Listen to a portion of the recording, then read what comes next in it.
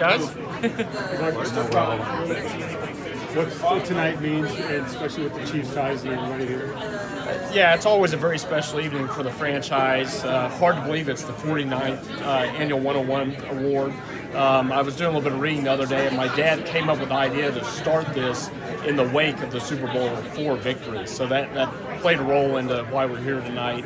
Of course, we've got some great award winners, both from a Chiefs standpoint and also from a national standpoint.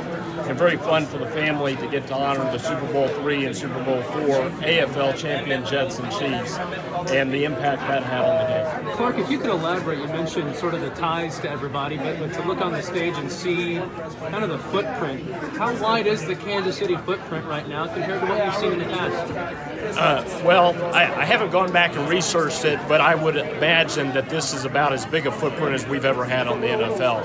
And really, most of the credit for that needs to go to Coach Reid. This year, a full quarter of the coaches, the head coaches in the NFL, came from Andy Reid's tree, including himself.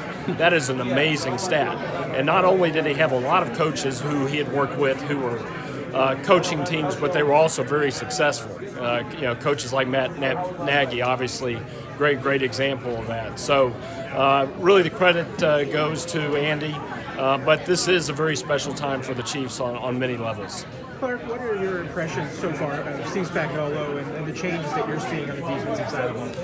Well, we obviously haven't had a chance to see it on the field, and I think he's been pretty direct in saying defense, you need to put on the pads, right, to really see what you have. So we probably won't get a chance to fully appreciate it until we get to training camp. But I know he and his staff are in there working very hard with Coach Reid, with Brett Veach, on the type of players that we need to bring in for his scheme to be successful. And really, that's the right thing for him to be doing right now. We have free agency starting next week, and then the draft coming in about 6 weeks, so we'll have a great chance to really help retool the defensive side of the ball. Clark, to that end, just given how close you got to the Super Bowl, is there a different tone to this offseason? Is there a different feel knowing that you're that close?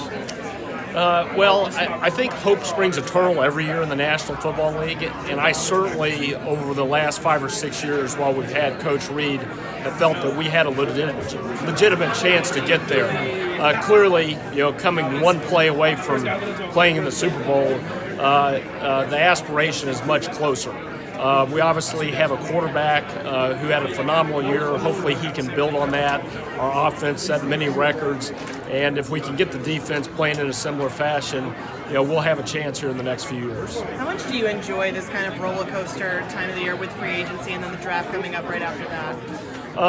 In a lot of ways, it's like Christmas, right? The personnel staff, they work so hard, not only this time of year, but really in the 12 to 18 months that leads up to that. And the preparation they've done, you find out who you get to sign or who you get to draft here in the next 6 weeks. Those young players that you bring in are really the lifeblood of the franchise.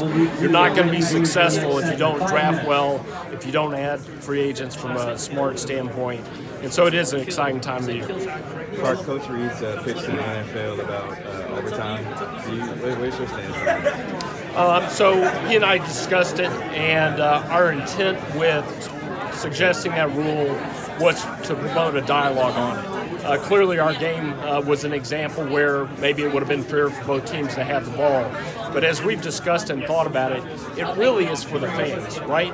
I'm sure there's not a fan outside of New England who didn't want to see Patrick Mahomes get the ball in our game. It just would have been more exciting. And so if we can make that change, even if it was only in the playoffs, we really think it would be for the betterment of the game. Has Brett had conversations with you yet on how much money he's going to need from you this week? Well, the constraint every year is always the salary cap, right? And the cash and the cap, they ultimately work together. But, he has the space that he has, and he's going to do the most that he can with it.